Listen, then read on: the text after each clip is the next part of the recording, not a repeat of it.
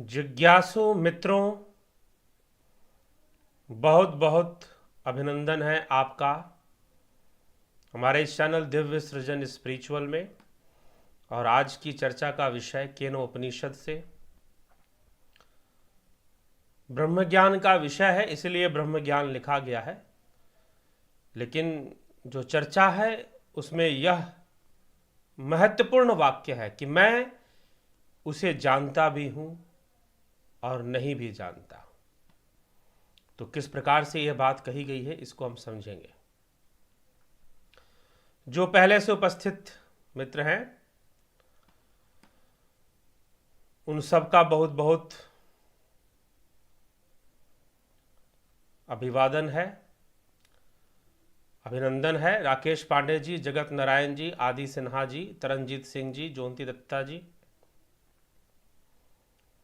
राजू पाल जी, दीपक पटेल, माधुरी कोल्हे जी, वर्षा सचदेव जी, कमल प्रजापति जी, रमेश जोगिया जी, तेजस पटेल जी, Chandulal Sahu, Amit Sharma, Balwant Singh Gohil, Ajit bhai ji, Gopal Sharma ji, Abhishek Kumar ji, Nitika Srivastava ji, supreme self, Harry Dhinsa, Ramesh Chopra, सबका बहुत बहुत स्वागत है। और जिन्होंने कमेंट नहीं किया लेकिन देख रहे हैं, सुन रहे हैं, उनका भी बहुत बहुत स्वागत है। तो फिर welcome to all of you एक साथ। और यह हम चर्चा शुरू कर रहे हैं, यह चर्चा ही है, इसीलिए चर्चा की तरह ही चलता है, बातचीत करते हुए चलता है आप लोगों से। हाँ, लेकिन मुख्य विषय तो होता ही है जिसको स्पष्ट करना जरूरी है। उसको स्पष्ट करते हुए ही फिर आप लोगों से चर्चा पर आएंगे। तो चर्चा का विषय केनोपनिषद से, केनोपनिषद का यह तीसरा वीडियो है। और द्वितीय खंड, प्रथम खंड की चर्चा 2 वीडियोस में हो चुकी है। तीसरे वीडियो से इसमें हम द्वितीय खंड पर चर्चा आज करेंगे। पूरा द्वितीय खंड क्या कहता है। तो केनोपनिषद का जो द्वितीय खंड है उसमें क्या चर्चा प्रारंभ हो रही है। चर्चा तो चलिए जो पीछे से चलती आ रही है लगभग उसी से संबंधित है, लेकिन अब तक बताया जा रहा था कि जो ब्रह्म की स्थिति है वह कैसी है। वह आत्मा, इंद्रियां उसी की शक्ति से काम करती हैं, परंतु इंद्रियों का जो भी विषय है वह ब्रह्म नहीं है। अर्थात वाणी अगर प्रस्फुटित होती है तो उसी के सकाश से प्रस्फुटित होती है।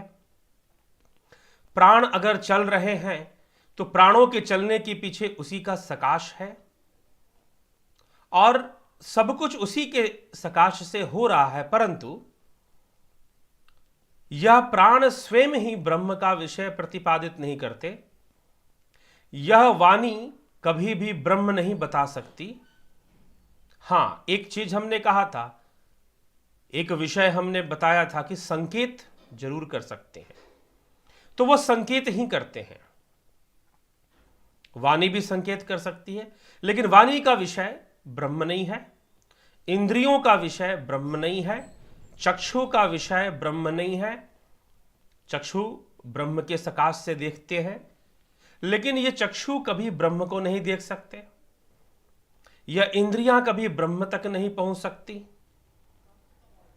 तो इसीलिए ब्रह्म तक नहीं पहुंच सकती हैं, तो इनके माध्यम से किसी को ब्रह्म ज्ञान भी नहीं हो सकता। सीधी सी बात। तो अब आगे इसी श्रृंखला में अब एक प्रश्न यहां पर उठता है कि जब इंद्रियां उसे नहीं देख सकती, जब उसको नहीं जान सकते, प्राण भी उसको, प्राणों का भी विषय नहीं, वाणी का विषय नहीं, सुनने का, श्रोत्र का विषय नहीं, कानों का भी विषय नहीं, जिह्वा का भी विषय नहीं, और प्राणों का भी विषय नहीं, मन का भी विषय नहीं। यहां पर एक और मन के ऊपर भी तो आया ना चर्चा, कल हमने मन के ऊपर भी चर्चा की थी। तो मन का भी विषय नहीं। मन जो कार्य कर रहा है वह भी आत्मा के सकाश से ही कर रहा है, परंतु मन स्वयं कभी भी आत्मा का उपासना नहीं कर सकता और ना ही उसका संग कर सकता है।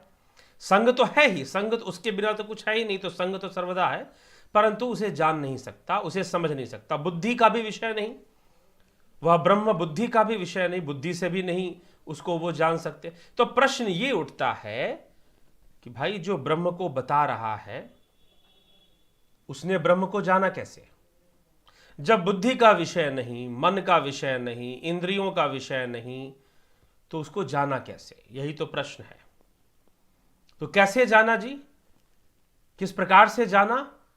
तो निश्चय ही कैसे जाना, वही तो मार्ग है ना, निधि ध्यासन का मार्ग है, योग का मार्ग है, निरोधात्मक क्रिया है।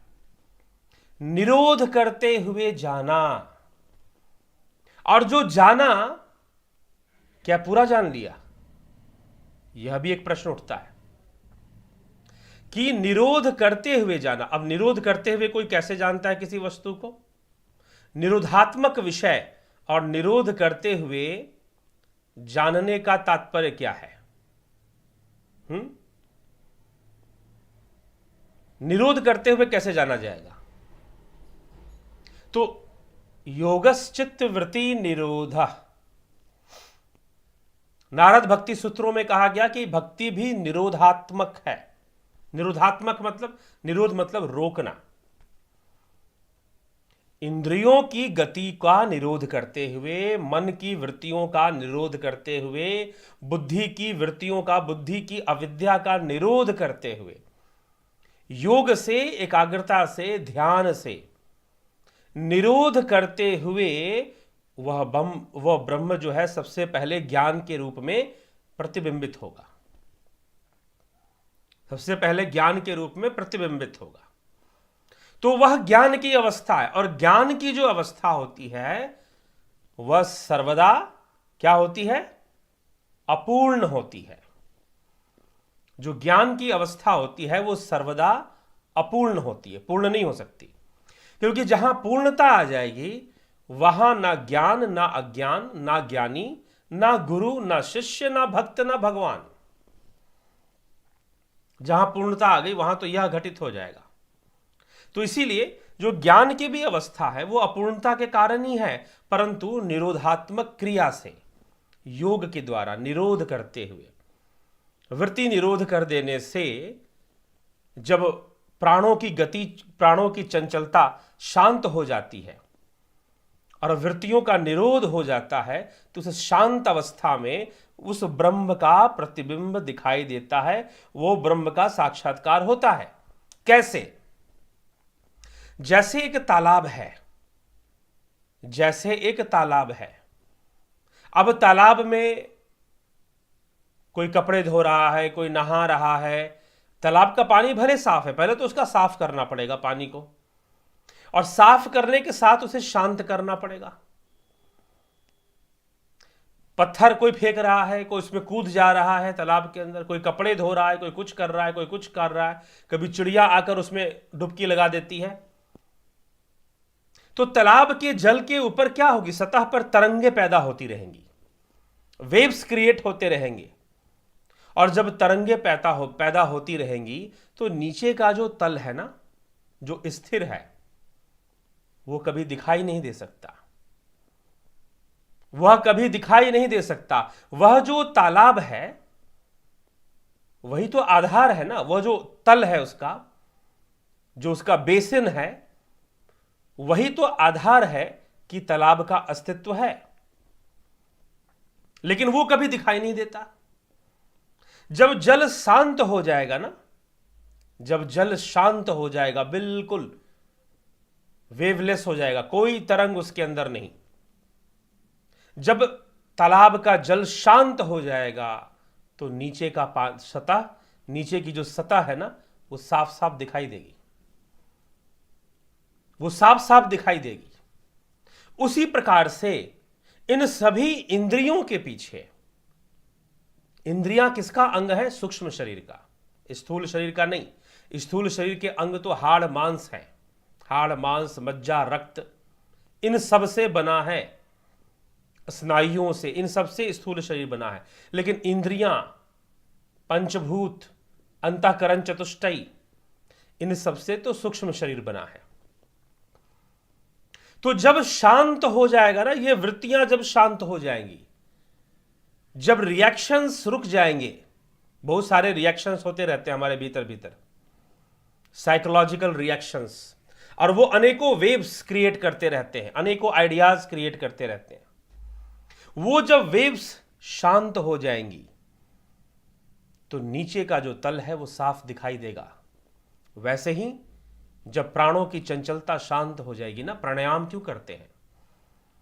सही तरीके से अगर प्राणायाम होगा ना तो श्वासें चल रही हैं ये पता ही नहीं चलेगा, रुक से जाएंगी, क्योंकि प्राणों की चंचलता ही श्वासों का चलायमान होना है।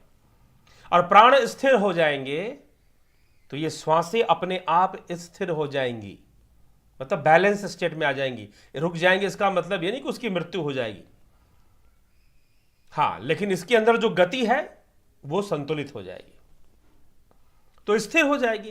प्राणों के अंदर संतुलन आ जाएगा, स्थिरता आ जाएगा, प्राणों का नियमन हो जाएगा। तो प्राणों का नियमन ही तो प्राणायाम है। तो जब वो हो जाएगा तो फिर परमानंद की अनुभूति। वैसी अवस्था में स्वतः ही, बिना किसी बाहरी सपोर्ट के, बिना किसी क्रिया के, नाद सुनाई देना शुरू होता है। जब प्राणों की चंचलता रुकती है तो सही तरीके से ध्यान करोगे तो नाद में लीन होना या नाद का आनंद उठाना कोई बहुत मुश्किल नहीं है। सही विधि से आगे बढ़ना पड़ता है, ठीक? तो कैसे ब्रह्म को इंद्रियां तो नहीं जान सकती, बुद्धि तो नहीं समझ सकता, मन भी नहीं समझ सकता, तो कैसे जानते हैं हम उसको? निरोधात्मक क्रिया से हम उसके प्रतिबिंब को जानते हैं, नंबर 1। लेकिन यह भी पूर्ण अवस्था नहीं है। इसीलिए इस उपनिषद के अंदर आगे के श्लोकों में क्या समझाया जा रहा है उस पर विचार करते। केनो उपनिषद 2 खंड, क्या चर्चा प्रारंभ हो रही है? आइए। यदि मन्यसे सुवेदिति दभ्रमेवापि नूनम त्वं वेथ ब्रह्मणो रूपम यदस्य त्वं यदस्य देवेश्वथ नुमीमां स्व नुमीमां ओम समेव ते मन्ये विदितम। यदि तुम यह मानते हो इति मन्यसे, यह मानते हो इति मन्यसे, सुवेद भली भांति जान गया हूं। आई नो वेरी वेल, मैं ब्रह्म ज्ञानी हो गया हूं। यदि तुम ये मानते हो, यदि तुम ऐसी दावा करते हो कि तुम ब्रह्म ज्ञानी हो गए हो, तो यदि त्वम इति मन्यसे सुवेद अपि नूनम ब्रह्मण रूपम, कि मैं भली भांति जान गया हूं, तो निश्चय ही ब्रह्म का स्वरूप थोड़ा सा ही जानता है, थोड़ा सा ही जानता है। और इस यत अस्य यत त्वम अस्य यत देवेषु, कि इस प्रकार से जो स्वरूप तुम है इसका जो आंशिक ज्ञान है देवताओं में है, इसीलिए मैं मानता हूं कि तेरा जाना हुआ निसंदेह विचारणीय है। नाहम मन्ये सुवेदितो नो न वेदिति वेद च यो नस्त द्वेद तद्वेद नो न वेदिति वेद च। अर्थात अहम, मैं ब्रह्म को जानता हूं, जान गया हूं, यो नहीं मानता, न ऐसा है कि नहीं जानता हूं। मैं यह भी नहीं मानता, मैं जानता भी हूं और फिर नहीं भी जानता हूं। हम शिष्यों में से जो कोई भी उस ब्रह्म को जानता है, मेरे उक्त वचन के अभिप्राय को भी जानता है। मैं जानता भी हूं और नहीं भी जानता हूं, यह दोनों ही नहीं है। यस्मातम तस्य मतम मतम यस्य न वेद सः अविज्ञातम विजानताम विज्ञातम विजानताम। अर्थात इसका अर्थ क्या कहा जा रहा है कि जो जिज्ञासु है, जो जानने वाला है, वह अपने अनुभव इस प्रकार से प्रकट करता है कि उस ब्रह्म को मैं भली भांति जानता हूं, यह मैं नहीं मानता और न यही मानता हूं कि मैं उसे नहीं जानता, क्योंकि मैं जानता भी हूं, तथापि मेरा यह जानना वैसा ही है जैसे किसी ज्ञाता के किसी ज्ञेय वस्तु को जानना है। यह उससे सर्वथा विलक्षण और अलौकिक है। इसलिए मैं जो यह कह रहा हूं कि मैं उसे जानता हूं, ऐसा भी नहीं और जानता हूं ऐसा भी नहीं, तो भी मैं उसे जानता हूं। मेरे इस कथन के रहस्य को समझना जरूरी है। गुरु समझा रहे हैं शिष्यों को, गुरु यहां पर शिष्यों को समझा रहे हैं कि भाई मैं ब्रह्म को जानता हूं। यह कितना कितना परसेंट जानता हूं, कितना परसेंट नहीं जानता हूं। क्या जिस रूप में मैंने जाना है क्या वही ब्रह्म स्वरूप है वास्तव में? तो यह ब्रह्म का ज्ञान, यह ब्रह्म ज्ञान की ही चर्चा है आज के इस व्याख्यान में। लेकिन मैं ब्रह्म को जानता हूं, यह कौन कह सकता है? पहले श्लोक में क्या कहा गया?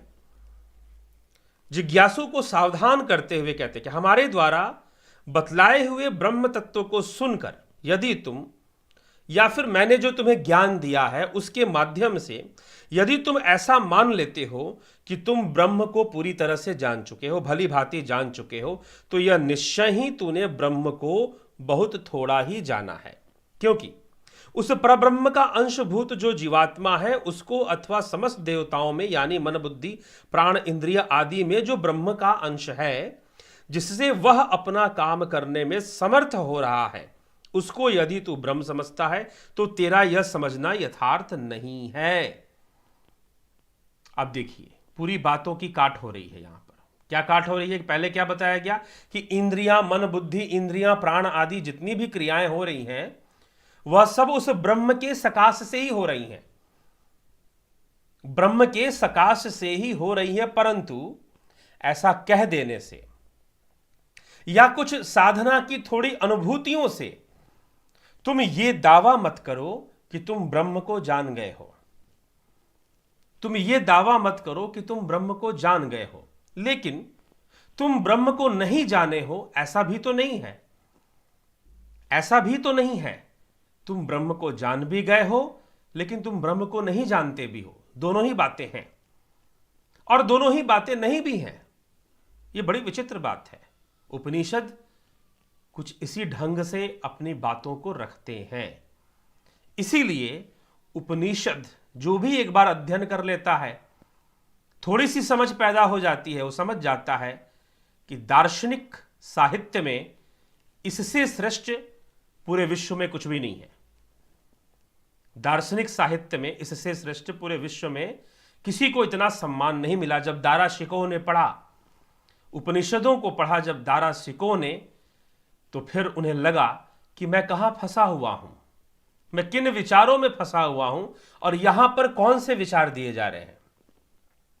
उनको समझ में आ गया कि धर्म का मूल यहीं पर है। तो इसीलिए उन्होंने फिर अरबी भाषा में इसका अनुवाद भी किया। तो मैं जानता भी हूं, मैं नहीं भी जानता हूं, यह अवस्था सही रूप में एक सही ज्ञानी व्यक्ति की हो सकती है। और जिसने यह दावा कर दिया कि मैं तो ब्रह्म ज्ञानी हो गया, मैं तो ब्रह्म ज्ञानी बन गया, समझो कि अभी उसके ज्ञान में बहुत कमियां हैं और ब्रह्म ज्ञानी कम और ब्रह्म ज्ञानी ज्यादा हो गया वो, क्योंकि उसने डिक्लेयर कर दिया कि मैं ब्रह्म ज्ञानी हो गया। कुछ है संस्थाएं जो ब्रह्म ज्ञान का डिक्लेरेशन देती हैं और तथाकथित संस्था के जो फॉलोअर या अनुयायी हैं वह भी स्वयं को ब्रह्म ज्ञानी ही मानते हैं, लेकिन उनको यह बात नहीं है कि वह गलत या सही। उनको यह उपनिषद का यह प्रसंग जरूर पढ़ लेना चाहिए, इससे और स्पष्टीकरण हो जाता है। तो मैं ब्रह्म ज्ञानी हो गया ऐसा कह देना निश्चय ही भ्रमयुक्त है, क्योंकि जो ब्रह्म ज्ञान की पूर्णता है वह ज्ञान में नहीं है, वह समाधि में है। तो वहां कोई ज्ञान ही नहीं रहेगा। जहां पूर्णता आ गई ना, जहां पूर्णता आ गई वहां ना ज्ञान है, ना ज्ञानी है, ना अज्ञान है, ना गुरु है, ना शिष्य है, ना भक्त है, ना भगवान है। जहां पूर्णता आ गई वो तो ऐसी अवस्था आ जाएगी फिर। तो तुमने ब्रह्म को कितना जान लिया? तुमने इतना जाना कि यह वही सकाश है जो तुम्हारी इंद्रियों को चला रहा है। निश्चय ही उसी के सकाश से प्राण चलायमान है, आंखें देख रही हैं, मन भी कार्य कर रहा है, वाणी बोल रही है, उसी के सकाश से। परंतु मात्र इतना जान लेना ही पर्याप्त नहीं है। और इसके अलावा और ध्यान के माध्यम से भी जो अनुभूतियां होती हैं, कुछ लोग कहते हैं कि हमने घट में ज्योति देख ली, हमने वो ब्रह्म को देख लिया, हमें तो ब्रह्म ज्ञान हो गया जी। बाबा जी ने भी डिक्लेयर कर दिया, तुम बन गए ब्रह्म ज्ञानी, जाकर दुनिया को बताओ कि मैं ब्रह्म ज्ञानी हो गया। तो ब्रह्म ज्ञानी तो ना हो पाए, ब्रह्म ज्ञानी जरूर हो गए, सीधी सी बात है, ब्रह्म ज्ञान हो गया वो। यह कहने की जरूरत नहीं है, यह तो उपनिषदों से स्वयं प्रमाणित हो रहा है कि ब्रह्म ज्ञान नहीं, ब्रह्म ज्ञान हो गया। क्योंकि ब्रह्म क्या है यह नहीं बताया जा सकता, ब्रह्म क्या नहीं है यही बताया जा सकता है। क्योंकि ब्रह्म क्या है यह वाणी का विषय नहीं है, जब भी वो आएगा तो कुछ और ही हो जाएगा। आगे इसकी भी चर्चा आएगी, सगुण निर्गुण की भी चर्चा आएगी, तो यह समझने की आवश्यकता है।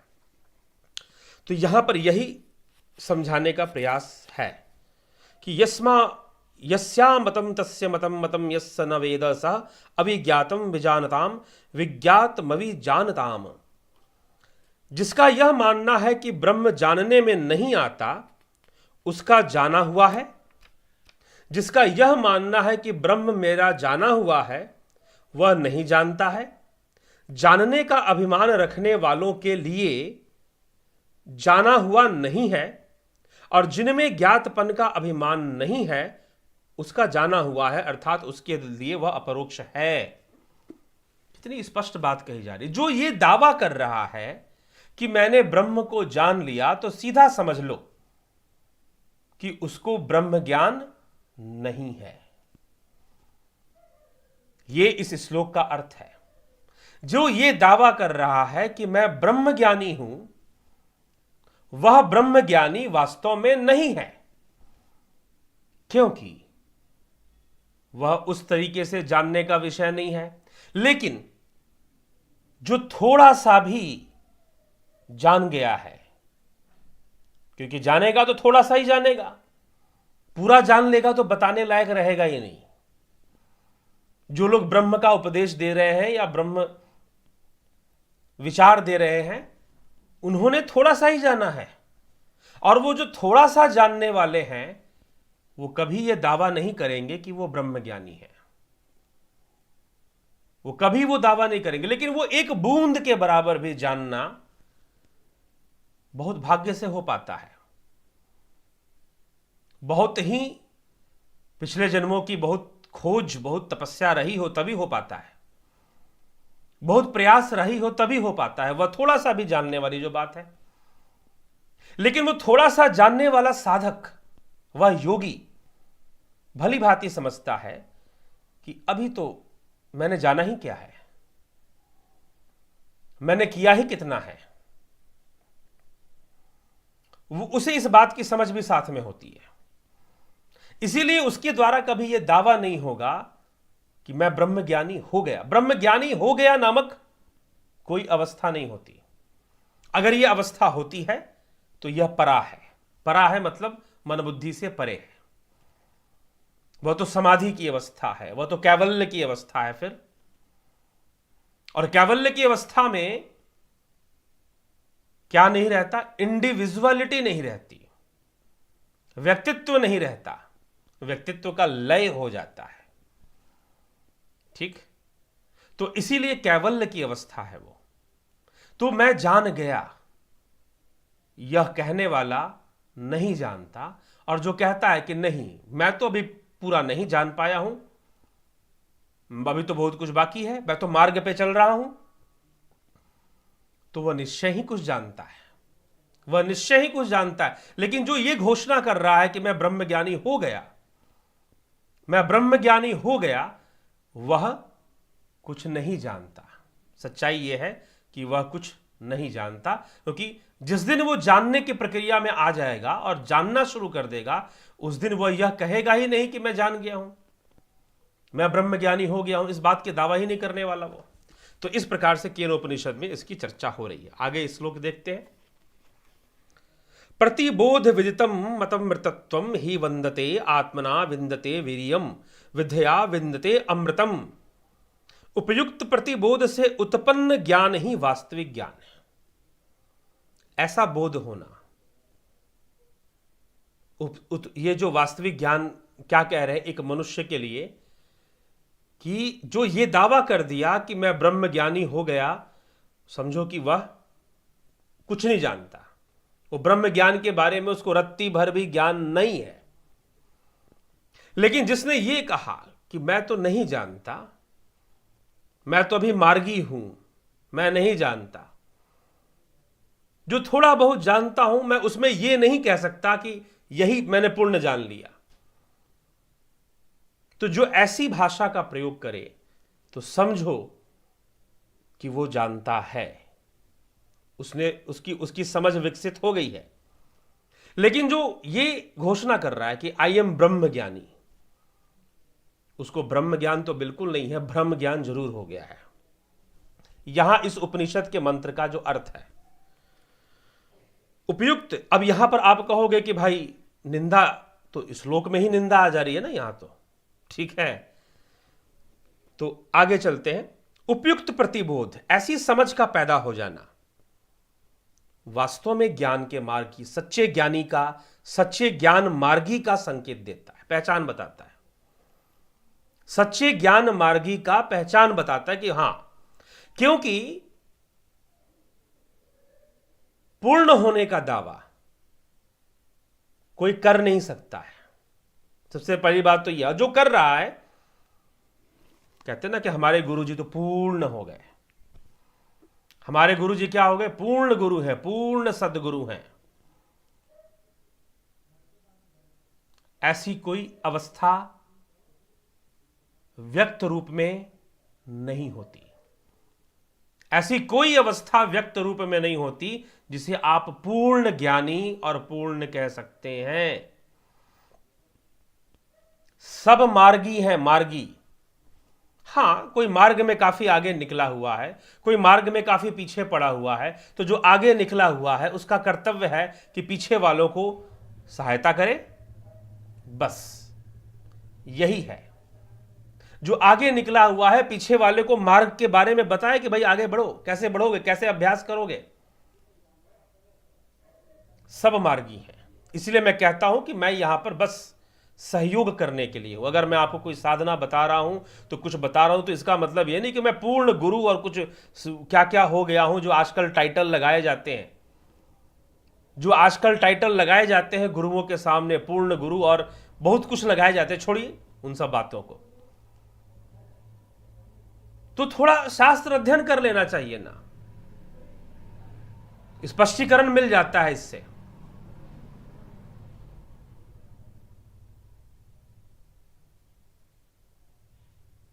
तो इसीलिए पूर्ण के चक्कर में ना पड़िए, क्योंकि जो भी आपको बताएगा वह पूर्णता से नहीं बताएगा। हां, वह आगे बढ़ा हुआ जरूर है, वह आगे बढ़ा हुआ जरूर हो सकता है, लेकिन जो पूर्णता का दावा कर रहा है, जो ब्रह्म ज्ञानी होने का दावा कर रहा है कि मुझे पूर्ण ब्रह्म ज्ञान हो गया है, I am complete, my journey is completed, और मैं फिर तुम्हारे कल्याण के लिए मैं शरीर धारण कर लिया हूं, वह आपको आपके साथ ठगी कर रहा है, वह आपको भ्रमित कर रहा है। सीधी सी बात। जो ये कह रहा है कि मैं पूर्ण हो चुका हूं, बस तुम्हारे कल्याण के लिए मैंने शरीर धारण कर लिया है, कुछ इस तरह का भ्रम जो फैला रहा है, वो निश्चय ही कुछ गलत कर सकता है, क्योंकि ऐसा दावा करने वाले ज्ञानी नहीं होते, भ्रमित होते हैं और दूसरों को भी भ्रमित करते हैं, क्योंकि ऐसा संभव ही नहीं है। कैवल्य की अवस्था मिल जाने के बाद अभिव्यक्ति का कोई अर्थ नहीं होता। चलिए आगे चलते हैं। तो यही यहां पर कहा जा रहा है कि उपयुक्त प्रतिबोध से उत्पन्न ज्ञान ही वास्तविक ज्ञान है।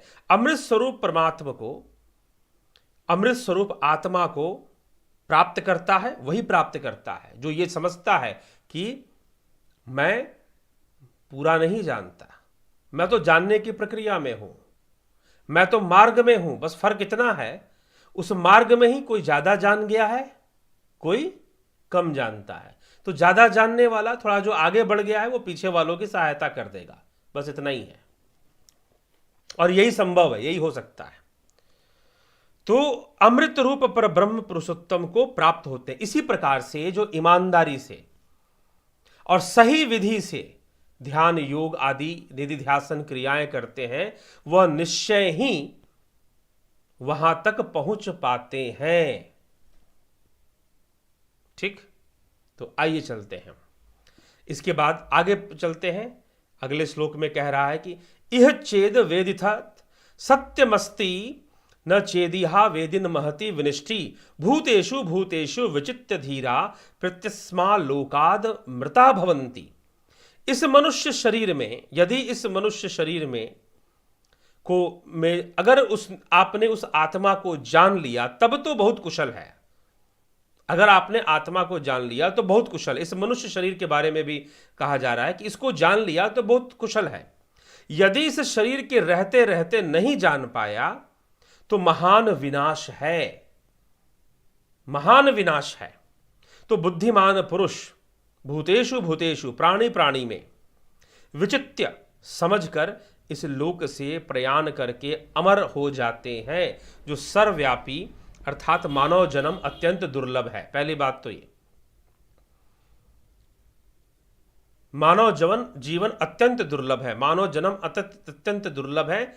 इसे पाकर जो मनुष्य आत्मा की प्राप्ति के साधन में तत्परता के साथ नहीं लग जाता, वह बहुत बड़ी भूल करता है। अतएव श्रुति कहती है कि जब तक यह मानव शरीर विद्यमान है, तुम उस आत्मा को जान लो, शीघ्र से शीघ्र उसे जान लो, अन्यथा यह शरीर छूट जाने पर तुम विनाश को प्राप्त होगे, तुम पतन को प्राप्त होगे, तुम नीच योनियों को प्राप्त हो जाओगे।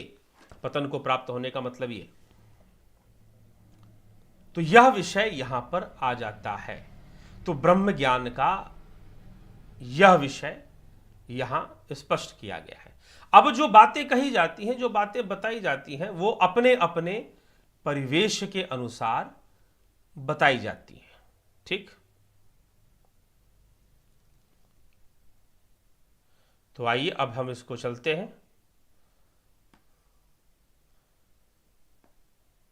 आपके कमेंट के माध्यम से अब देखते हैं कि भाई क्या चर्चा आप लोग कर रहे हैं, क्या समझ रहे हैं और क्या लिख रहे हैं। उसके माध्यम से जो चर्चा हो पाएगी वो हो पाएगी। चलिए, तो चित्त नहीं पूरा तरह चैतन्य है और नहीं पूरी तरह से जड़, जिसके वो जानता भी है और नहीं भी जानता है। चलिए ठीक है। यह क्यों है? क्योंकि पूर्ण रूप से जाना नहीं जा सकता, किसी एक पक्ष को ही जाना जा सकता है। अगर मान लीजिए कि कृष्ण भी अर्जुन को बता रहे हैं तो वह एक पक्षीय ही है, सर्वपक्षीय नहीं है। अब थोड़ा सा मैं इस विषय को समझाने के लिए एक और कॉन्सेप्ट मैं जोड़ता हूं यहां पर। जैन धर्म में, जैन दर्शन में स्यादवाद, स्यादवाद का नाम अगर कुछ लोग जैन दर्शन का जिन्होंने अध्ययन किया होगा, तो स्यादवाद का विषय क्या है, या फिर सप्तभंगिनाय, सप्तभंगिनाय क्या है? जैन मत के अंदर, जैन फिलॉसफी में स्यादवाद एक कॉन्सेप्ट है, एक विषय। स्यादवाद क्या कहता है कि आपका जो भी ज्ञान है किसी भी विषय के ऊपर, आप जो भी जानते हैं, every knowledge, your every knowledge is partial and relative. Your every knowledge is partial and relative. इसका तात्पर्य क्या है कि आपका जो भी ज्ञान है वह आंशिक है किसी के विषय में। जैसे कि आत्म और अनात्म वस्तु, अगर जैन का स्पष्टीकरण लेंगे, जैन मत का, तो वो कहते हैं कि बौद्ध जो है अनात्म में विश्वास करते हैं और उपनिषदिक विचारधारा जो है वो आत्मा में विश्वास करती है। क्या दोनों गलत है? अगर एक दृष्टि से पढ़ेंगे आप तो ऐसा लगेगा कि बुद्ध जो है आत्मा का निराकरण कर रहे हैं, आत्मा के अस्तित्व को नकार रहे हैं। और एक तरफ अगर आप उपनिषद पढ़ेंगे तो ऐसा लगेगा जैसे आत्मा आत्मा की ही चर्चा हो रही है सिर्फ। तो क्या यह दो अलग अलग बातें हैं? तो स्यादवाद के अनुसार जी नहीं, वो ये कहेंगे कि वह एक ही बात है। बुद्ध का अनात्म कहना और उपनिषदों का आत्मा कहना एक ही विषय है, परंतु देखने की दृष्टि अलग अलग है, अलग अलग ढंग से किसी चीज को देखा जा रहा है। तो स्यादवाद क्या है? स्यादवाद है कि चार अंधे मेले में गए, उन्होंने हाथी को देखा, तो आंखें तो है नहीं, अंधे हैं, नेत्रहीन है, तो नेत्रहीन है, उन्होंने गए और उन्होंने हाथी को देखा नहीं, छुआ, और छुआ, किसी ने पूंछ पकड़ी, किसी ने टांग पकड़ी, किसी ने कुछ पकड़ा, और फिर आपस में बोलने लगे कि मैंने तो ये जाना, मैंने तो ये जाना, मैंने तो इस तरह से देखा कि हाथी रस्सी की तरह है, पूंछ पकड़ी, किसी ने उसकी पैर पकड़ ली तो उसने कहा हाथी तो खंबे की तरह है, किसी ने कान पकड़ी तो कहा हाथी तो सूप की तरह है, क्योंकि कान तो उसके बड़े बड़े सूप के समान होते हैं। तो इस कथा को लोग वैसे कई दृष्टि से सुना देते हैं कि भाई आंखें जरूरी है, तुम पूरी तरह से जान लोगे फिर तुम्हें आंखें मिल जाएंगी, तो कुछ इस तरह की बात समझाते हैं। तो यह विषय आ जाता है। तो उपनिषद या स्यादवाद का विषय इसी को धर्म के ज्ञान में भी लेता है, आत्मा के ज्ञान में भी लेता है, और यह कहता है कि जब आप आत्मज्ञान की बात करते हैं तो वो पक्षीय, एक पक्षीय ज्ञान होता है, वह पूरा नहीं होता, वह पूरा नहीं होता। और जब आप पूरा जान जाएंगे, पूरा जान जाएंगे, तो पूरा जानने के लिए तो आपको उसमें लीन, अपने अस्तित्व को खोना पड़ेगा, फिर जानने की अवस्था ही नहीं रह जाएगी। नदी अगर समंदर को जानना चाहती है तो उसे समंदर में मिल जाना पड़ेगा, अपने आप को मिटा देना पड़ेगा। जो मिटाने की बात किसी ने अभी कमेंट में परसों के बाद में कि स्वयं को मिटाना पड़ता है, ऐसे कहा, तो अपने आप को मिटा देना पड़ेगा, तो वो पूरा ही जान जाएगा, वह पूरा ही जान जाएगा। तो इसीलिए पूर्ण रूप से जानने का दावा हमेशा भ्रमयुक्त है। ठीक, तो चलिए आगे हम चलते हैं इस विषय पर। ज्योति दत्ता जी, ओम नमः शिवाय गुरुवर। गुरु जी, ब्रह्म ज्ञान का सभी अधिकारी बन सकते हैं क्या? आजकल समाज में बहुत लोग खुद को ब्रह्म ज्ञानी दिखाने के प्रयास करते हैं, यदि कोई ब्रह्म को जाना तो ऐसे दिखावा और अहंकार कैसे? जी हाँ, ब्रह्म ज्ञानी का दावा नहीं हो सकता। हाँ, ब्रह्म ज्ञान के मार्गी होने का दावा हो सकता है कि मैं ज्ञान के मार्ग पर हूं और मैं इतना इतना अनुभव कर लेता हूं, मैं इतनी इतनी बातों को समझ लेता हूं और मैंने ऐसा ऐसा अपनी साधना से अनुभव किया है। कोई मार्गी होने का दावा कर सकता है और दूसरों को मार्गी बना सकता है। जो भी तथाकथित गुरु यह कहते हैं कि हम ब्रह्म ज्ञान दे देंगे, वह निश्चय ही ब्रह्म ज्ञान का मार्ग ही देते हैं, मार्ग ही दे पाते हैं। और कई तो दावा करके भी मार्ग भी नहीं दे पाते, कुछ और ही पकड़ा देते हैं और शिष्य बेचारा भ्रमित होकर अपने को ब्रह्मज्ञानी मानता रहता है। सुपरियरिटी कॉम्प्लेक्स दे देते हैं, एक फेक सुपरियरिटी कॉम्प्लेक्स। तो इस तरह से भी कई लोग, संस्थाओं के लोग हो जाते हैं। तरनजीत सिंह जी, हम सबके स्थूल शरीर के अंदर सूक्ष्म शरीर और 6 बॉडी है, क्या उन सब से चेतना को निकालकर अपने आत्म स्वरूप में स्थित होना ही क्या मोक्ष है? मात्र चेतना ही बच जाए, जितने भी शरीर हैं उनका निरोध हो जाए, उनका निरोध हो जाए। मुख्य रूप से देखिए, जो आप 7 शरीर बोल रहे हैं वह सूक्ष्म शरीर के ही 6 रूप हैं। जो 6 रूप की बात, फिजिकल बॉडी को छोड़ देने के बाद वो सूक्ष्म शरीर के अंतर्गत ही सारे के सारे आ जाएंगे।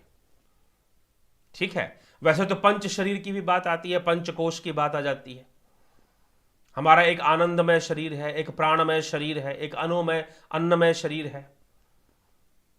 ठीक, ये स्थूल शरीर अन्नमय हो गया, प्राणमय हो गया, मनोमय शरीर हो गया, आनंदमय शरीर हो गया, ज्ञानमय शरीर हो गया। इस तरह से 5 थ्योरी भी लगा देते हैं लोग, कोई 7 थ्योरी लगा देता है। इसीलिए थ्योरीज को ठीक है लेना चाहिए, लेकिन कॉन्सेप्ट क्लियर होने चाहिए।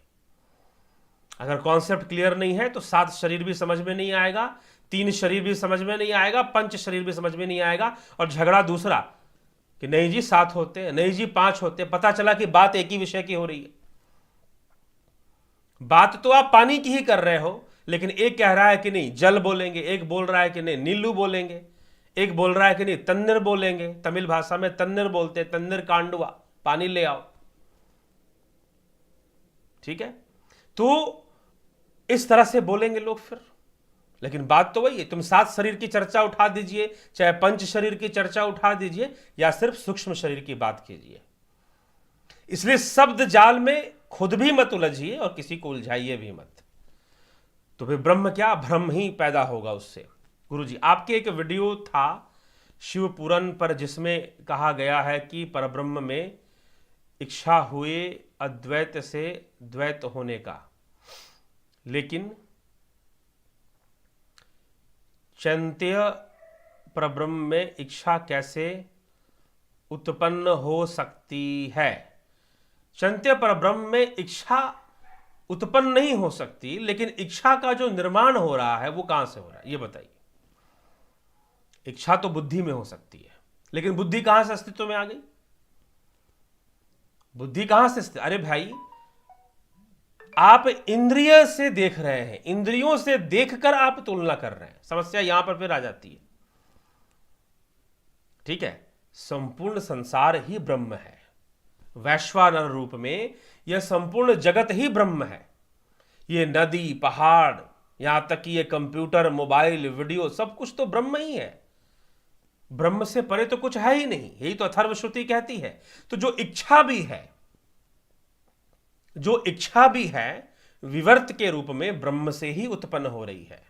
विवर्त के रूप में ब्रह्म से ही उत्पन्न हो रही है, क्योंकि उसी ब्रह्म से जड़ चेतन होते हुए बुद्धि का विकास और बुद्धि से अविद्या अहंकार का विकास हो रहा है। तो इच्छा भी उसी में आ रही है। फिर जब अविद्या का विकास हो गया तो इच्छा भी आ जा रही है। तो यह ब्रह्म का विवर्त मात्र ही है सब कुछ। तो इसको इस प्रकार से जानना चाहिए, क्योंकि उससे परे कुछ है ही नहीं, उसकी सत्ता के बाहर कुछ होता ही नहीं है। तो परमात्मा अपने आप में पूर्ण है, तो इच्छा कैसे और क्यों उत्पन्न? सब कुछ परमात्मा में हो रहा है, वह अपने आप में पूर्ण है, लेकिन आपने उसे अपने आप से अलग कर कर देख लिया। समस्या यहां पर है। जब आपने उसे अपने आप से अलग करके देख लिया तो आपके मन में प्रश्न उठेगा कि भाई वह तो पूर्ण है, फिर उसके मन में इच्छा कैसी? तो यह जितना भी विवर्त है, जितना भी खेल है, जितनी भी रचना है, वह किसकी है? फिर पहली बात तो उसका तो मन ही नहीं है। तो फिर उसका जब मन ही नहीं है तो उसकी इच्छा कैसी? लेकिन फिर हमारा जो मन है वो कहां पर है? क्या वो उससे बाहर है क्या? वह भी तो उसी में है। तो विवर्त के रूप में, जैसे विवर्त के रूप में का मतलब क्या है? मृग मरीचिका, जैसे रेगिस्तान में सूर्य की किरणें पड़ने से तालाब प्रकट हो गया, जो नहीं है वो भी अस्तित्व में आ गया। तो थोड़ी सी समस्या क्या हो जाती है कि प्रत्येक विषय को मात्र तर्क और शब्द से नहीं समझ सकते। निधि ध्यासन भी तो करना पड़ेगा ना, योग भी तो करना पड़ेगा, ध्यान भी तो करना पड़ेगा, तो विषयों का और स्पष्टीकरण होना आसान हो जाता है। ठीक, तो यह चीज है। चलिए, तो इसीलिए विवर्त के रूप में इच्छा भी संभव है, बुद्धि भी ब्रह्म में है, मन भी ब्रह्म में है, सब कुछ तो उसी में है, सब कुछ तो उसी में है, क्योंकि सब की क्रियाकलाप।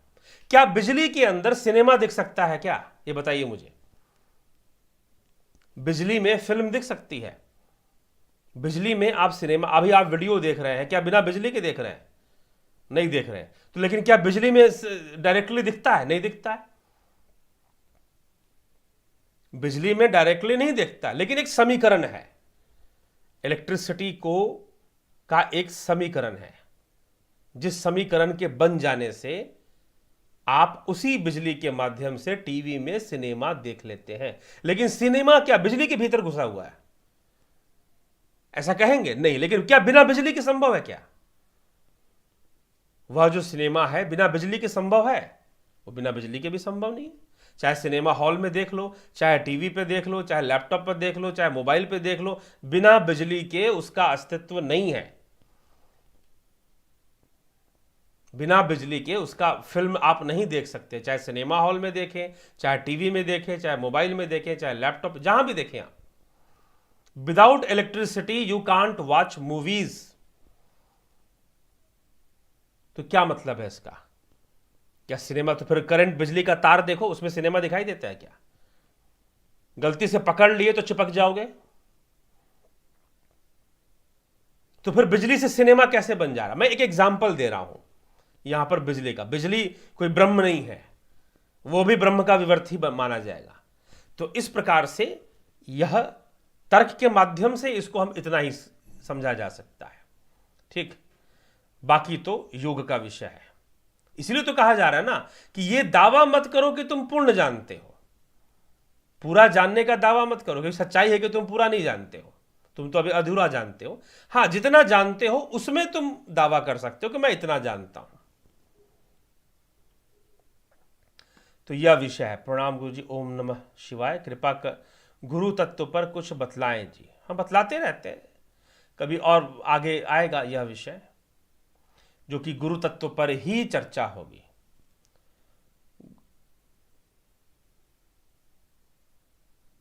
गुरु जी, शिव तत्व, परम सत्व, परम तत्व, परम सत्य, गुरु तत्व, चैतन्य एक्सेट्रा क्या है? परम तत्व तो तत्व ही है, ब्रह्म के लिए ही कहा जाता है परम तत्व। गुरु जी, आत्मा की छाया यानी चिदाभास और उसी चिदाभास से परिवर्तित प्रकाश से ही चित्त कार्यान्वित होकर उससे उत्पन्न हुए अहम भाव को ही जीव कहना सही है? कृपया प्रकाश डालने की अनुकंपा करें। जी हाँ, आत्मा की छाया नहीं, आत्मा के सकाश से सब कुछ कार्य करता है। चित्त भी, मन भी, बुद्धि भी, अहंकार भी, अंतःकरण, चतुष्टय, ये कार्य करते हैं। फिर उसके आगे इंद्रियां भी उसी के सकाश से कार्य करती हैं, ठीक। तो यह जो निर्मित हुआ, इंद्रियों का जो जाल निर्मित हुआ, अंतःकरण, चतुष्टय, मन, बुद्धि, चित्त, अहंकार का जाल, और चित्त के अंदर आत्मा के सकाश से जो वृत्ति प्रवाह हो रहा है, उसकी जो क्रियाकलाप चल रही है, चित्त ही सिनेमा दिखाने वाला है। इस संसार को दिखाने वाला भी वह चित्त ही है। चित्त के रूप में ही सारा जगत प्रतिबिंबित होता है। इन नेत्रों के माध्यम से, इंद्रियों के माध्यम से सारा जगत चित्त के अंदर ही प्रतिबिंबित होता है। तो निश्चय ही चित्त में जमा हुआ कर्म, संस्कार और वृत्तियां, इन्हीं से जीव है, इन्हीं से जीव का अस्तित्व बन जाता है। यदि मनसो सुवेदित, हाँ श्लोक लिखा है जी, ठीक है। इस चिदाभास से स्थित होने पर कई बार शरीर जागृत अवस्था में आने के कुछ क्षण पहले चित्त में घटती हुई जागरण की क्रिया साक्षी भाव से स्पष्ट जानी जा सकती है। इस पर प्रकाश। जी हाँ, यह भी संभव है। यह तो एकाग्रता की अवस्था है, ध्यान की अवस्था से दृष्टा भाव से अपने चित्त पर दृष्टि डाली जा सकती है। चित्त का संयम भी किया जा सकता है और चित्त का लय भी किया जा सकता है। संयम कर लेने से संपूर्ण जगत का ज्ञान, और चित्त का संयम कर लेने से कहते हैं कि पिछले सारे जन्मों का ज्ञान हो जाता है। यह महर्षि पतंजलि ने संयम के विषय में बताया है, क्योंकि सारा डाटा जो है वो चित्त में ही है, वहीं से जीव कार्य कर रहा है, कर्म फलों का भोग भी वहीं से भोग रहा है। ब्रह्म को जानने के साथ ही मैं ब्रह्म को जानता हूं का भाव खत्म हो जाता है। जी हाँ, माला शर्मा जी। तरनजीत सिंह जी, गुरुवाणी में आता है कि ब्रह्म ज्ञानी सद जीवे नहीं मरता, जो सच्चा ब्रह्म ज्ञानी है उसके लिए कहा गया है। भगवत गीता का श्लोक और कथ उम्र निषद का श्लोक, कठोपनिषद का श्लोक 2:15 में जिस पद की बात की गई है वो पद क्या है? चलिए आप श्लोक बता देते। अध्याय 8 का श्लोक, उस पद पे चर्चा होगी। ब्रह्म ऋषि कैसे किसे कहते हैं? सुना है कि ब्रह्म को जानने वाले को ही कहते हैं। जी हाँ, ब्रह्म को जानने वाले को कहते हैं, लेकिन पूर्ण रूपेण ब्रह्म को नहीं जानते हैं, ये दावा किया गया है, ठीक। जानते हैं थोड़ा बहुत, तो जो जान लेते हैं और जिनके अंदर सिद्धियों का विकास हो जाता है उन्हीं को ब्रह्म ऋषि कहते हैं।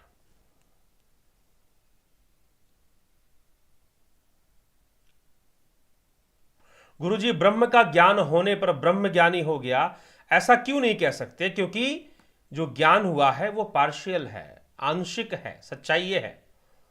तो इसीलिए तो यहां पर कह रहे हैं कि तुमने अभी ये जाना है। क्या कह रहे हैं ये श्लोक क्या कह रहा है? वो यही कह रहा है कि तुमने अभी ये जाना है कि ब्रह्म के सकाश से ये इंद्रियां काम कर रही हैं, प्राण चलायमान है, मन चलायमान है, इंद्रियां कार्य कर रही हैं, तुमने ये जाना है। लेकिन इतना ही जान लेना सब कुछ नहीं है, अभी तो बहुत कुछ जानना है। इसीलिए सर्वत्र ब्रह्म को समझते हुए कि सब कुछ तो ब्रह्म से ही प्रकट है, ऐसा प्रतिबोध करते हुए, ऐसी समझ रखते हुए निरंतर उस ब्रह्म की ओर आगे बढ़ते रहना चाहिए। आगे बढ़ते रहना चाहिए जब तक तुम कैवल्य में नहीं चले गए, जब तक तुम्हारा लय नहीं हो गया, जब तक नदी समंदर में जाकर मिल नहीं गई, तब तक उसे ब्रह्म का पूर्ण ज्ञान नहीं हो सकता। तब तक उसे ब्रह्म का पूर्ण ज्ञान नहीं हो सकता। नदी जब तक समंदर में प्रवेश नहीं कर जाएगी, तब तक उसे नहीं पता चल सकता कि समुद्र की गहराई क्या, समुद्र क्या। समुद्र को जानने के लिए नदी को अपना अस्तित्व खो देना पड़ता है। तो वैसे ही कैवल्य, जब पूर्ण कैवल्य होता है तब आप जान पाते हैं। इसीलिए जैन मत का जो स्यादवाद है वो सिद्ध होता है। ये जो उपनिषद की यह जो विचारधारा यहां पर दी जा रही है केन उपनिषद में, ये स्यादवाद से मिलती है। स्यादवाद क्या है? जैन दर्शन में मैंने अभी बताया कि जैन दर्शन का स्यादवाद ये कहता है कि किसी भी विषय को जिसको आप जानने का दावा करते हैं, हो सकता है कि किसी दूसरे व्यक्ति के लिए वही विषय कुछ और ज्ञान लेकर आ जाए, क्योंकि उसकी देखने की दृष्टि अलग होगी, वो दूसरे एंगल से देखेगा, आप दूसरे एंगल से देख रहे हैं। तो अपने ज्ञान की पूर्णता का दावा मत करिए। वो वहां पर भी जैन दर्शन में भी कहा गया है, अपने ज्ञान की पूर्णता का दावा मत करिए। स्यादवाद का सिद्धांत वहां रख दिया गया है इसी उद्देश्य से। और वही उसी से मिलती जुलती बात यहां उपनिषद कर रहे हैं कि आपने एक तरफा जाना है। आपने ये जाना है कि इन इंद्रियों का संचालक मन, बुद्धि, प्राण, अहं आदि का संचालक आत्मा है। आपने यही तो जाना है ना। तो जब यही जानकर आप अपने आप को ब्रह्मज्ञानी होने का दावा नहीं कर सकते, क्योंकि यह तो ब्रह्म का एक पक्ष है। ब्रह्म तो सर्वव्यापी है, उसके अनेकों पक्ष हैं। तो फिर अब जैसे कह दिया जाता है कि जितना भी संसार है, जो कुछ भी नदी, पहाड़, जंगल, ये स्थूल देह, हाड़ मांस का देह, यह भी ब्रह्म है, यह भी ब्रह्म है। लेकिन फिर ज्ञान करने के लिए, आत्मज्ञान होने के लिए, योग मार्ग पर चलने के लिए इसके साथ भेद बताया जाता है कि अगर शरीर में फंसे रहोगे, अगर इंद्रियों में फंसे रहोगे तो ब्रह्म ज्ञान कैसे करोगे? क्योंकि इंद्रियां सत्य नहीं देखती, इंद्रियां सत्य नहीं देखती। इंद्रियां अपनी सीमा में देखती हैं, अपनी बनावट के अनुसार देखती हैं, अपने गुणों के अनुसार देखती हैं, वो सत्य नहीं देखती। सत्य देखने के लिए तो इंद्रियों के परे जाना पड़ेगा। इसीलिए ब्रह्म का जो भी ज्ञान होगा वह भी निरोधात्मक तरीके से होगा, मात्र तर्कों से नहीं हो जाएगा। तो यह विषय यहां पर ब्रह्म ज्ञान का आ जाता है। इस प्रकार से इसको समझना चाहिए। परमात्मा जीव प्रकृति अनादि बताते हैं। जीव प्रकृति अनादि कैसे है? परमात्मा जीव प्रकृति, जीव अनादि नहीं है जी, पुरुष और प्रकृति अनादि है। ठीक, परमात्मा जीव प्रकृति अनादि बताते हैं। जीव प्रकृति अनादि कैसे है? जीव अनादि होते हुए शरीर संसार में आसक्ति क्यों हो जाता है? अनादि प्रकृति है, अनादि पुरुष है, अनादि चेतना है। जीव अनादि नहीं है, जीव अनादि नहीं है। जीव तो मोक्ष के समय अपने जीवत्व को खो देगा और उसे खोना ही मोक्ष है।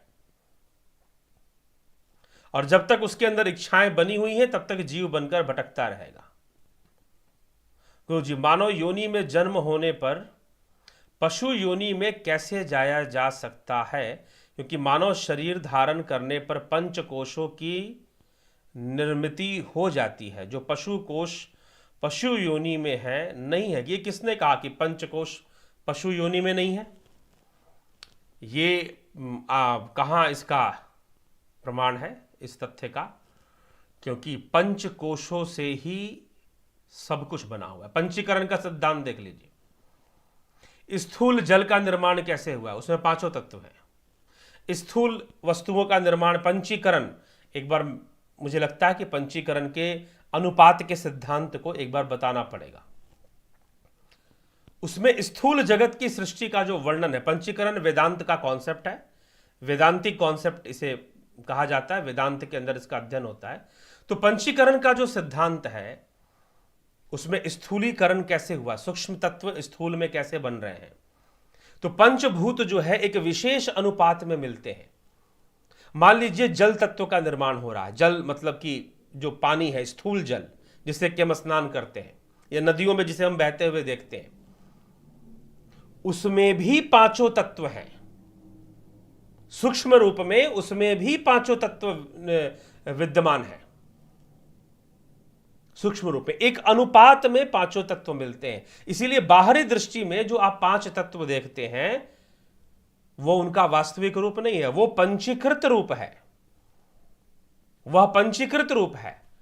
तो पशु में सारे तत्व नहीं है, ये किसने कह दिया? ठीक है, ऐसा नहीं है। सारे जीव में जितने भी सृष्टि है सब उन पंचभूतों से ही निर्मित है।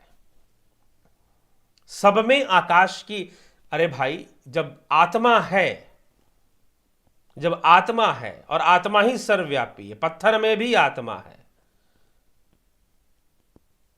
आत्मा तो छोड़ दीजिए, कुछ लोग तो यह भी दावा करेंगे कि पत्थर में जीवात्मा भी है, उसे पत्थर की योनि प्राप्त हो गई है अपने कर्मों से। ठीक है, तो पंच तत्व का तो प्रश्न ही नहीं उठता। पंच तत्व तो सब में विद्यमान है, एक अनुपात में विद्यमान है, बस यही है। तो यह यहां पर समझना चाहिए। तो पशु में पंच तत्व भी है, पांचों तत्व पशु में भी विद्यमान मिलेंगे। क्या हम ब्रह्म हो सकते हैं? हम ब्रह्म ही हैं, हो सकते हैं।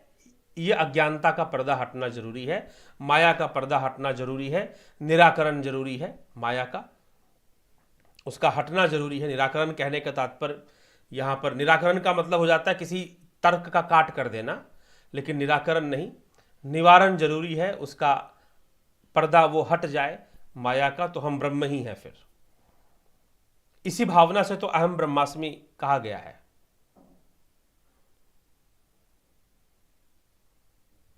यदि कोई आत्मा की खोज में भी लगा हुआ है लेकिन प्राप्ति नहीं हुई, साथ साथ सांसारिक कर्मों में भी प्रवृत्त भी है, तो क्या उस स्थिति में भी वह नीच योनि में का जी नहीं? फिर वह नीच योनि क्यों जाएगा? अगर वो सच्ची खोज में लगा हुआ है तो कभी भी नीच योनि में नहीं जाएगा। ठीक है, और खोज में क्या लगा हुआ है? साधना करते हैं और हम आत्मा की ओर आगे बढ़ते हैं। अपने आप को पूर्ण रूपेण हम आत्मा के रूप में प्रकट कर जानने में और लीन होने में हम लगे रहते हैं, तो वह तो योगी है। और भगवान कृष्ण ने श्रीमद् भगवद गीता के 6ठे अध्याय में इस पर चर्चा की है, और भगवान ने यही कहा है कि जो इस जन्म में योग करते हुए अपने देह का त्याग कर देता है और उसका सब कुछ नष्ट होगा, योग नष्ट नहीं होगा। वह अपने पुण्यों के वशीभूत देवताओं की योनि को प्राप्त हो जाएगा और स्वर्ग आदि को प्राप्त हो जाएगा, और उसके बाद फिर से किसी संस्कारी घर के अंदर जन्म लेकर अपनी योग साधना का विकास करेगा। जहां तक किया था वो कभी खत्म नहीं होगा। ठीक, चलिए, आप अद्वैत मत के अनुसार ब्रह्म को मूर्तिमान नहीं मानते और अक्सर पुरुषोत्तम दर्शन में महामहोपाध्याय आचार्य भद्रेश दास ने ब्रह्म को मूर्तिमान बताया है, और वो काशी विद्वत परिषद ने प्रमाणित किया है। देखिए, मूर्तिमान होना यह ब्रह्म का विषय नहीं है। ठीक है, यह ब्रह्म का विषय नहीं है। यह बात कैसे हो जाती है कि जैसे आपने यहां पर कह दिया कि क्योंकि यह तर्क का विषय नहीं, तर्कों से आप इसे समझ नहीं सकते हैं। क्या ब्रह्म मूर्तिमान है या ब्रह्म मूर्ति? और जब सकल सृष्टि सब कुछ ही ब्रह्म के भीतर है, तो मूर्ति ब्रह्म के भीतर कैसे नहीं होगी? हम इतने बड़े विषय को, क्या पानी में बुलबुला है? क्या पानी में बुलबुला है? नहीं, पानी कभी बुलबुला नहीं हो सकती, अगर ऐसा कह दिया जाए। लेकिन पानी तो बुलबुला भी हो सकती है ना। तो सब कुछ ही तो ब्रह्ममय है, तो ब्रह्म मूर्तिमान हो सकता है, हो सकता नहीं है। इसमें होने की भी जरूरत नहीं है।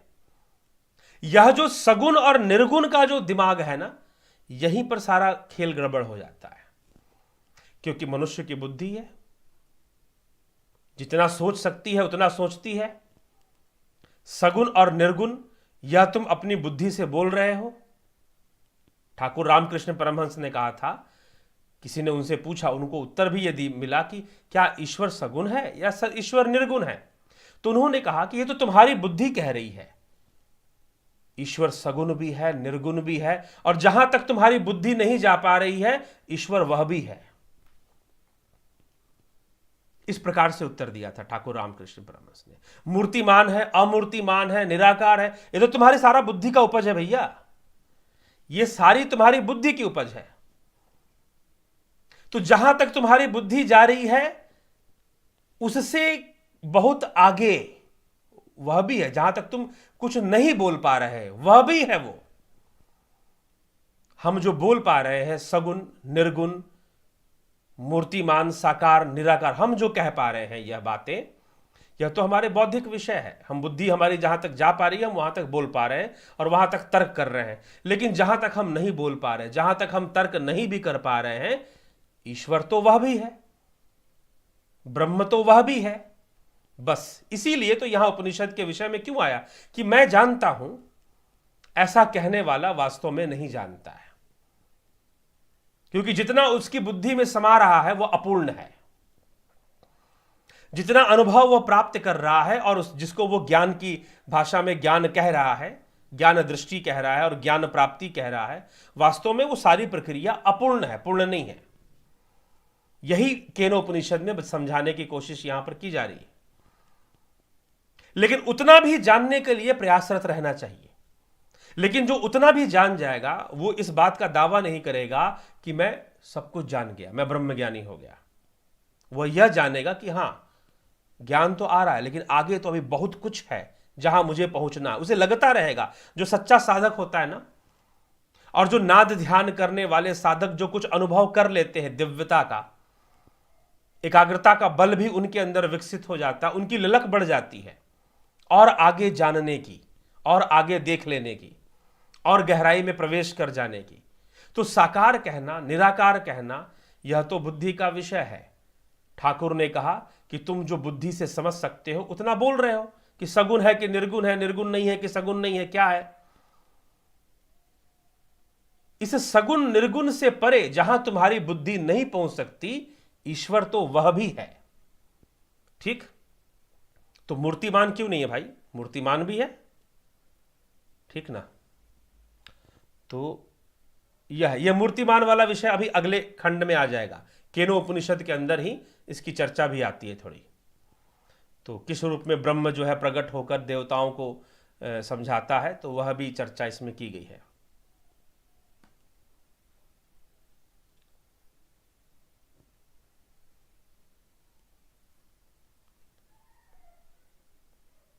क्या इतनी जल्दी आत्मा को जानना संभव होगा? लेकिन गीता में तो धीरे धीरे प्रैक्टिस करने की बात करते हैं। तो यहां भी तो वही कहा जा रहा है। कहां कहा जा रहा है कि तुम इतनी जल्दी जान लो? सत्यम शिवम सुंदरम, शिव थे pure consciousness which is the ultimate truth. Shiva का मतलब ही चेतना है, परम चेतना है। ठीक, मंगलकारी है, कल्याणमय है। कृष्ण भगवान पूर्ण ब्रह्म ज्ञानी है या नहीं, यह बात अच्छी कही गई, यह प्रश्न अच्छा है। तो कृष्ण भगवान पूर्ण ब्रह्म ज्ञानी है या नहीं है? ठीक, तो पूर्णता की अवस्था कुछ और है। मैंने पहले ही कह दिया, पूर्णता में वाणी नहीं रह जाती।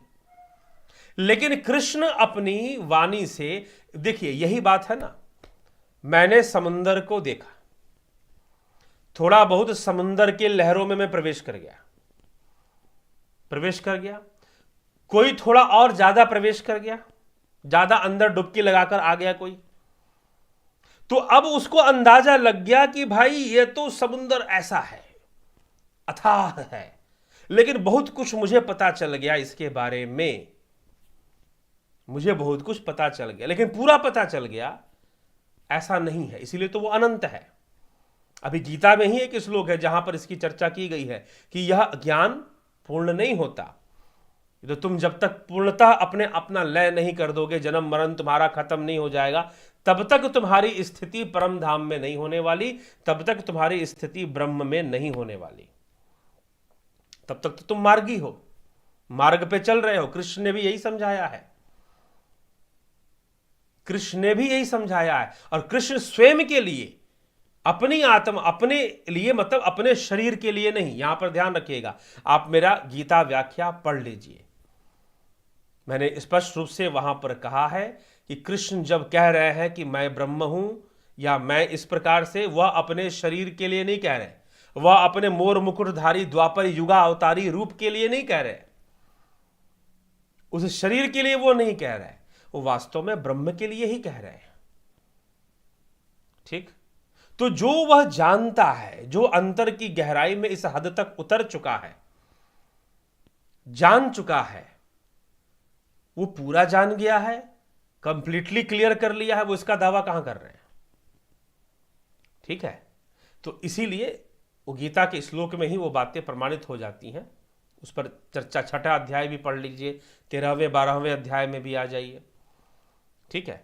तो वह अनंत है, और जो अनंत है उसके बारे में आप पूर्ण ज्ञानी होने का दावा कैसे करेंगे? खुद सोचिए। जो अनंत है, जो इनफाइनाइट है, क्या उसके बारे में आप पूर्ण ज्ञानी होने का दावा कर सकते हैं क्या? अगर आप उसके पूर्ण ज्ञानी होने का दावा कर देंगे तो उसकी अनंतता को झूठा कर देंगे। फिर आपने झूठा साबित कर दे कि वो इनफाइनाइट नहीं है, मतलब वह इनफाइनाइट नहीं रहेगा ना फिर तो। अगर आपने पूर्ण ज्ञानी हो गए, आप कोई भी व्यक्ति अगर कुछ है भी तो वो उसे प्रकट नहीं कर सकता। तो भगवान कृष्ण अर्जुन को समझाने का प्रयास कर रहे हैं, अर्जुन को आत्मज्ञान के मार्ग पर लाने का प्रयास कर रहे हैं, निष्काम कर्म योग की शिक्षा दे रहे हैं। तो वह एक प्रयास उस ढंग से है। लेकिन उपनिषद जो है निष्पक्ष रूप से तथ्यों को रख रही है, निष्पक्ष रूप से। तो चलिए, यह है यहां पर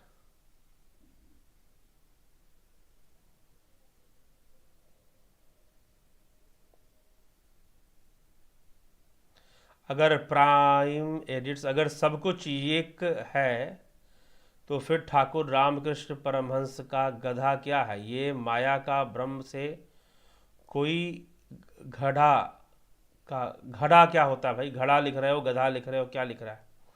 अगर है तो फिर सब एक कैसे? और अगर नहीं तो फिर माया का ब्रह्म से सब एक कैसे? सब एक ही है, माया भी उसी से निकला है। आत्मज्ञानी और अज्ञानी पर्सन को इस कलयुग में फिजिकली, मेंटली और स्पिरिचुअली तीनों रूप से दुर्दशा है। अच्छा जी, चलिए ठीक है। हाँ, बस ज्ञानी भोगे ज्ञान से, अज्ञानी भोगे रोए। जो ज्ञानी व्यक्ति है अपने ज्ञान से विषयों को जानता है, और जो अज्ञानी व्यक्ति है वह बस रो रो कर दुखों को भोगता है।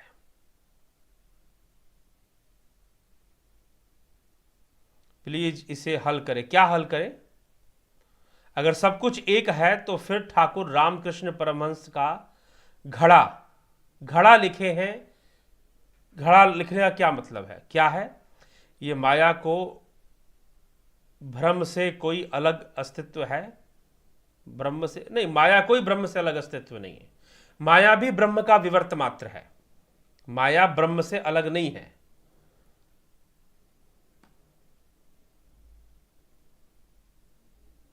ठीक। इकबाल कहते हैं कि जान जानकर मैंने ये जाना कि मैंने कुछ नहीं जाना। ठीक है जी। गुरुजी, महाकाली को शिव पर हावी होने की तस्वीर क्यों बनी है, उसका क्या तात्पर्य? ये अलग विषय हो जाएगा, कभी और इस विषय पर चर्चा करेंगे। और पीछे किया भी हुआ है थोड़ा बहुत। आप पीछे के वीडियो, शिव कथा के वीडियो, शिव कथा के प्लेलिस्ट में जाइए, हो सकता है कि उसमें वहाँ पर ये चर्चा हो रखी हो, तो उसको सुनिए जाकर। चलिए मित्रों, इसी के साथ विराम देंगे, बहुत समय हो गया। और सभी का बहुत बहुत अभिनंदन, बहुत बहुत स्वागत इस कार्यक्रम में। और निश्चय ही आगे हम चलते रहेंगे। उपनिषद के अगले कल तृतीय खंड केन उपनिषद के तृतीय खंड पर चर्चा कल प्रारंभ हो जाएगी। 4 खंड है इसमें, चतुर्थ खंड आएगा। और थोड़ी सूचनाएं मैं देते जाता हूं कि जो लोग मेंबरशिप ज्वाइन करते हैं वो ऑनलाइन वीडियोस उनको मिलती हैं और वो उसको देखते हैं, प्रैक्टिस करते हैं। या तो ऑनलाइन सिस्टम चल रहा है, शायद भविष्य में यह ना भी चले, तो फिर भी ऑनलाइन कुछ ना कुछ दूसरा कुछ रहेगा। फिर ऑनलाइन तो रहेगा ही, पूरी तरह से ख़त्म नहीं होगा, लेकिन ये वीडियोस वाला सिस्टम ख़त्म करके लाइव सेशंस चलेंगी, जिसमें कि आपको लिंक के माध्यम से ज्वाइन करना होगा और लाइव सेशंस ज्वाइन करनी होगी। और साथ ही साथ लाइव के साथ साथ आमने सामने बैठकर जो शिविर लगता है, जो कैंपिंग होती है, वह भी धीरे धीरे मित्रों शुरू करने की विचारधारा है, शुरू होगी। कई बार एक कभी पीछे किसी ने फ़ोन किया और मैंने बीच में भी उनके बारे में बताया था कि उन्होंने कहा कि मैं अगर वहाँ आकर रहना चाहूँ और मैं योग साधना सीखूँ, वहाँ रहकर कितना खर्चा देना पड़ेगा, क्या देना पड़ेगा, मैं हफ्ता दिन 5 दिन रहूँगा और सारा खर्च देकर मैं योग साधना सीखूँगा। तो ऐसे ही कोई विषय, मैंने कहा था कि ऐसे कोई आश्रम की विशेष व्यवस्था उस प्रकार से नहीं है कि आप इस प्रकार से रह पाएँ और हमको, लेकिन एक कैंपिंग के अंतर्गत ऐसी व्यवस्था को किया जाएगा जहां आप पहले से अपने स्थान की, रहने की बुकिंग वगैरह कराकर आप आ सकते हैं, रह सकते हैं और वहां पर शिविर चलेगा, या फिर आप वहां पर उस शिविर का लाभ उठा सकते हैं अगर आप रहना नहीं चाहते हैं तो, या अपनी व्यवस्था में रहना चाहते हैं तो। अगर ऐसा कुछ होगा तो ऐसा भी अलग अलग शहरों में निश्चय ही आने वाले समय में, वाराणसी में, पटना में, मुंबई में, जयपुर में, भोपाल में, ऐसी ऐसी जगहों पर ऐसे ऐसे शिविर लगने की संभावनाएं हैं। कई लोग ऐसा कहते हैं कि आप ऐसा ऐसा कैंप किया करें अलग अलग जगहों पर, तो निश्चय ही अलग अलग लोग बड़ी आसानी से लाभ उठा पाएंगे।